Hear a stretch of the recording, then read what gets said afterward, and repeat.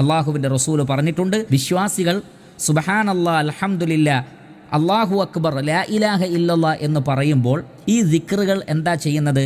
യതആതഫ്ന ഹൗലൽ അർശ്, അള്ളാഹുവിൻ്റെ അർശിന് ചുറ്റിലും പറ്റിപ്പിടിച്ചു നിന്നുകൊണ്ട് ലഹുന്ന ദവിയ്യുൻ കദവിയ്യിൻ നഹൽ, തേനീച്ച ശബ്ദമുണ്ടാക്കുന്നത് പോലെ ശബ്ദമുണ്ടാക്കി അർശിന് ചുറ്റിലും അവ ഉണ്ടാകും. യുദക്കിർന ബിസ്വാഹിബിഹിന്ന, ആ ദിക്ർ ചൊല്ലിയ ആളുടെ പേര് പറഞ്ഞുകൊണ്ടിരിക്കുന്ന. തീർച്ചയായും അല്ലാഹു സുബ്ഹാനഹു വ തആല അത് അറിയുമെന്നതിൽ സംശയമില്ലല്ലോ.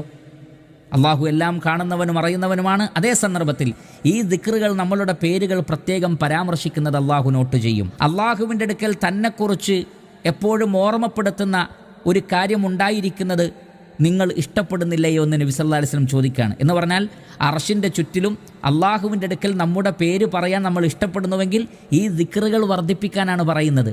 അൽഹംദുലില്ലാ, അതെത്ര വലിയ സ്ഥാനമാണ്.